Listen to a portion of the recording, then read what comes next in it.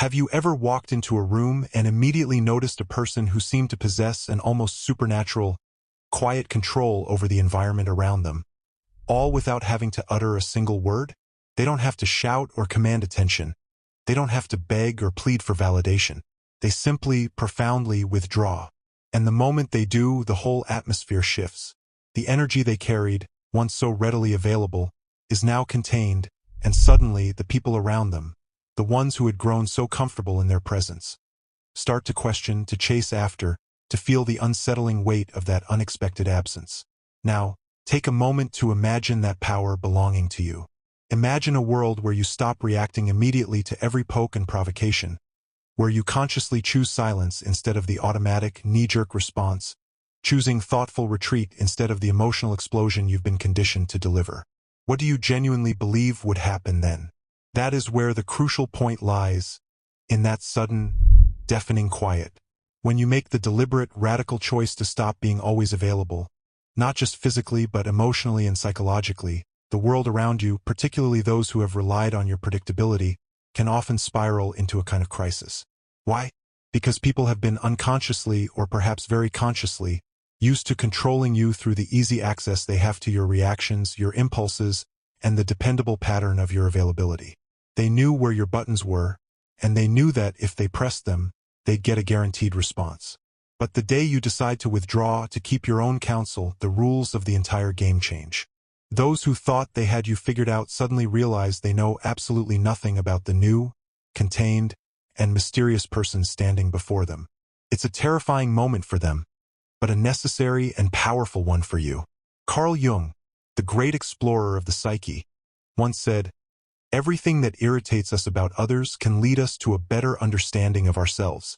Now, hold that thought and apply it to this new unavailability. When you become inaccessible, who is it exactly who grows desperate? Who is the one who becomes genuinely irritated? Who is the one who tries to provoke you just to elicit some familiar, comforting emotion back? This frantic reaction reveals so much more about them than it ever could about you. And, most painfully, it reveals exactly how much you were still being manipulated, or at least redirected, without you even realizing it.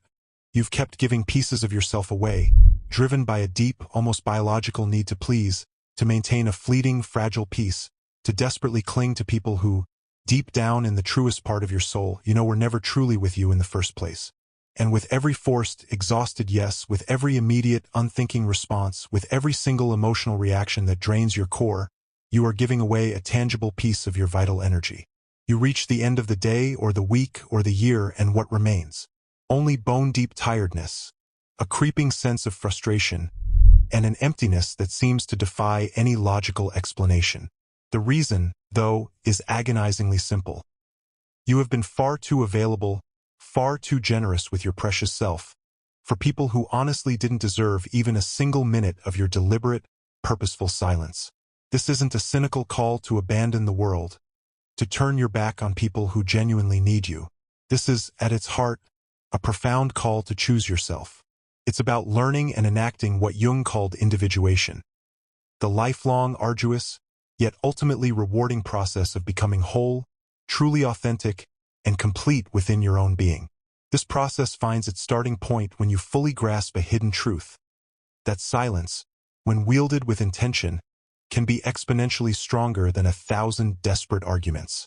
It starts when you see that withdrawal, when it flows from a place of deep, conscious awareness and not merely a panicked escape, is, in its purest form, an undeniable act of power. Think of how you've been trained, practically since birth, to always be present, to respond instantly, to prioritize pleasing others, to say yes even when every cell in your body was screaming no. Since your earliest memories, you were conditioned to believe that your very worth was inextricably linked to how accessible and available you were to the demands of others. But there is a profound, often overlooked truth here, one that perhaps no one has ever laid out with such painful clarity. This constant, excessive, knee-jerk availability is not a virtue. It is an emotionally draining prison.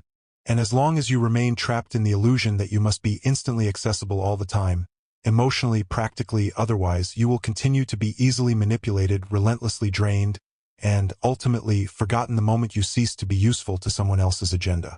Do you know the cold logic behind this? It's because being always available, always the same, makes you entirely predictable.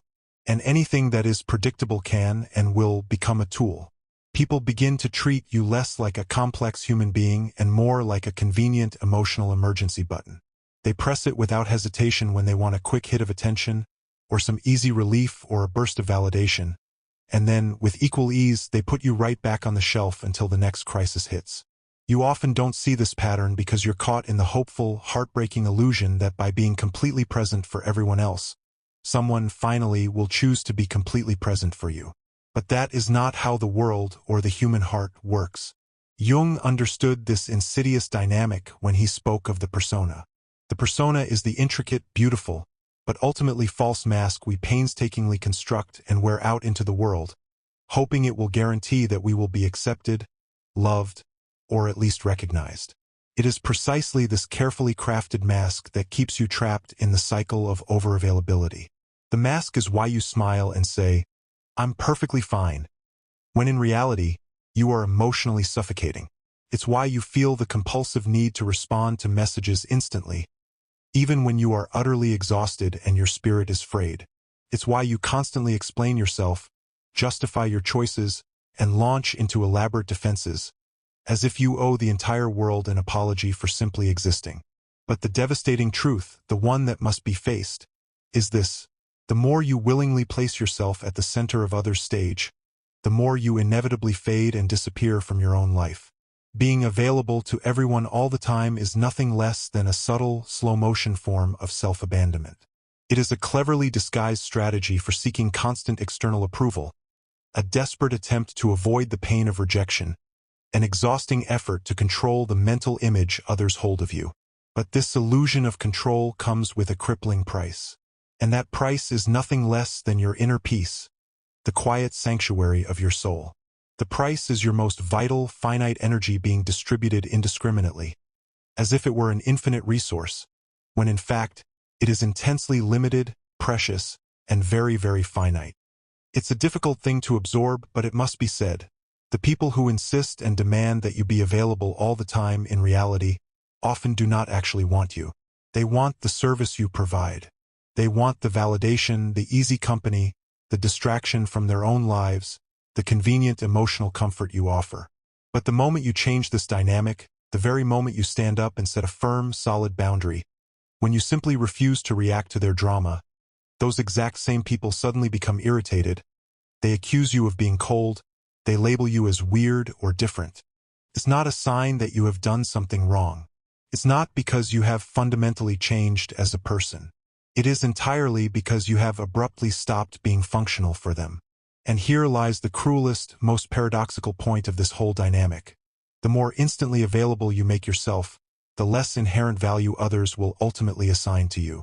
Because what is overabundant, what is always there, what requires no effort to obtain, rapidly becomes, in the emotional economy, nothing more than a used, predictable rag. Nobody respects what they feel they haven't had to earn. Nobody truly values what is always, effortlessly, simply there. So, stop for a moment right now and think with brutal honesty. Who in your life truly deserves the full measure of your time? Who is worthy of your undivided attention, your genuine presence, your deep, focused listening? Or perhaps even more revealingly, who deserves the power of your absence?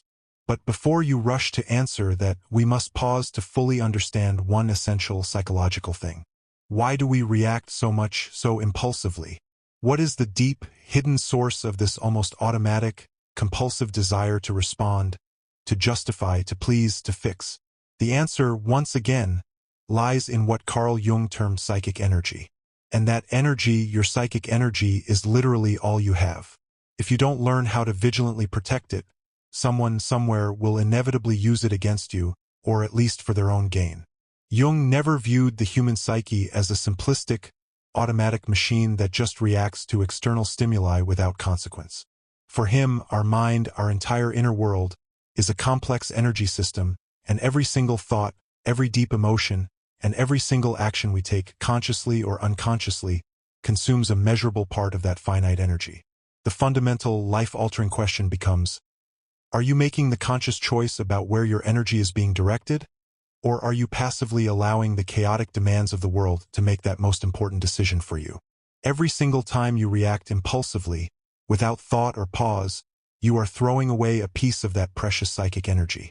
When you launch into a heated defense against a minor criticism that was so insignificant it didn't even deserve a moment of your attention, when you respond to a provocation simply to prove you were right in a discussion that changes nothing, when you engage in pointless, circular arguments, when you desperately try to please those who have demonstrably shown they don't value you, in all these moments, you are draining your core inner strength on things that offer absolutely no nourishment or return for your soul.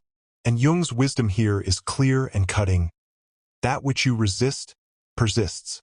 The more you impulsively react and fight back against external triggers, the more powerfully you bind yourself to those very triggers and the people who wield them. People who find themselves constantly, perpetually emotionally drained are not inherently weak. They are simply profoundly misdirected. And do you know the inevitable consequence for someone who lives in a constant state of exhaustion and depletion? They become incredibly vulnerable. When you are in this state of energetic vulnerability, you become easy prey. Manipulative people, opportunistic people, and those who are themselves deeply, emotionally needy can sense this depletion like a beacon. They pick up on the fact that you haven't yet learned how to guard your psychic energy, that you react to everything, that you're always trying to solve the world's problems before your own. And they will, without hesitation, take full advantage of that emotional loophole.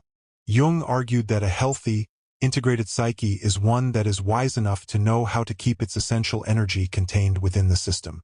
This is the mastery of knowing how to say a guiltless no without feeling the need to immediately justify it. It means knowing how to remain completely silent in the face of a challenge without feeling a rush of cowardice or weakness. Most importantly, it means learning how to observe and patiently wait before you commit to any action.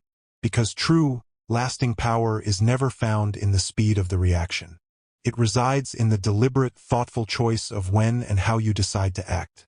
And this level of self-mastery is only possible when you have taken the time to know yourself deeply enough to recognize your own impulses as they arise, allowing you to choose your response, rather than being chosen by your programming. Think for a moment about how many nights you have lost valuable sleep ruminating over some trivial, unresolved conversation. How many hours have you spent spinning in a fruitless mental loop, debating what you should have said, or trying desperately to logically understand why some person chose to treat you poorly? This is not thoughtful processing. This is psychic energy hemorrhaging without any return or gain. You are, in these moments, actively keeping alive emotional ghosts that should have died and been buried long ago, and you are tirelessly feeding toxic interpersonal dynamics that only continue to exist because you, yourself, insist on keeping them alive with your emotional responses. Psychic energy, when properly understood, is like a palpable, almost visible force field. When it is well guarded, when it is contained, it creates an unmistakable, silent presence. You can simply enter a room, and you command a quiet respect without having to speak a single word or raise your voice. But when that energy is poorly managed, when it leaks out through excessive availability and reaction, you become invisible, constantly reactive and fragile, and the world, in its often harsh indifference, has very little mercy for those who give in and give themselves away so easily. Therefore, your first, most vital task is to begin observing your own triggers. What specific things are guaranteed to make you react automatically, instantly, without a single moment of conscious thought? What is it that effortlessly makes you lose your emotional center and balance? These are the precise, painful points where your precious energy escapes, and that is the exact area you must begin to work on. The goal here is not to transform into some cold, indifferent, unfeeling robot, but to become profoundly selective, to be the sovereign ruler over your own inner kingdom. You currently believe you are in control. You truly believe that your emotional reactions are the result of conscious, thoughtful choices. But the reality, the truth that cuts deepest, is often much darker. The vast majority of your emotional responses are deeply and automatically programmed. And those who truly understand this truth, the opportunistic, the needy, the manipulative, can exploit and manipulate you with effortless ease. They don't need to shout, or make overt threats, or forcefully create difficult situations. They merely need to subtly trigger the emotional buttons you have left exposed and visible, and your programming takes over, ensuring that you react always on cue. Carl Jung famously identified projection as the psychological mechanism where individuals unconsciously project onto others the uncomfortable truths or qualities they cannot bear to see in themselves. But there is a crucial secondary side to this phenomenon that very few people ever notice. While others are projecting their issues and unowned darkness onto you, through your excessive availability, become the willing, open receptacle for these images and emotional dumps. The more emotionally available and open you are, the more you essentially become a silent, blank canvas for every single one of these projections. Think of the friend who only ever calls or reaches out when they are in the throes of a full-blown crisis, or the partner who constantly requires you to drop everything and become their savior for the day, or that acquaintance who showers you with praise and affection, but only maintains that connection for as long as you remain functionally useful to them. None of this, truly, is by chance or simple coincidence. They are not authentically relating to you, the complex, whole person. They are relating entirely to the idea of you, to the specific, predictable role you have tacitly agreed to play in their drama. And the burning question is, why do you keep agreeing to play that role? Because at the core, you are terrified. You are afraid of disappointing them, afraid of not being genuinely loved, afraid of the crushing isolation of abandonment. The most effective and insidious form of manipulation doesn't happen with loud shouting or overt threats. It happens in the deep, debilitating silence of your own guilt. It's when you feel that crushing sense that you owe something to the other person, when you believe with every fiber of your being that you need to be available, need to help, need to understand and fix things, even when it is actively destroying your own peace and sense of self. And here, finally, is the central, liberating point. The manipulator does not actually need to control you directly. All they need is for you to continue reacting in the exact same, predictable, easily triggered way. But the moment you consciously stop reacting, that is the moment the game is irrevocably broken.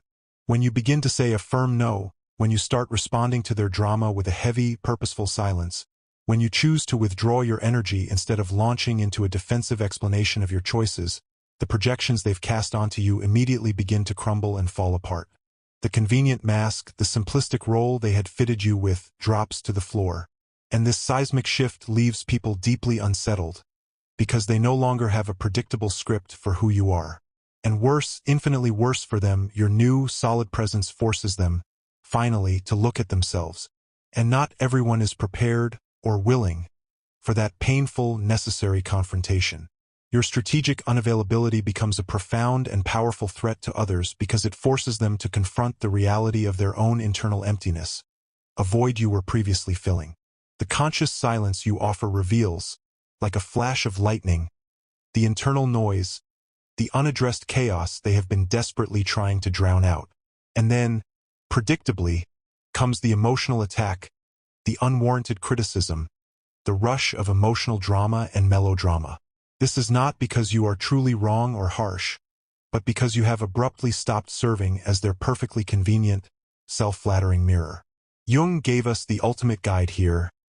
We do not become enlightened by imagining figures of light, but by making the darkness conscious.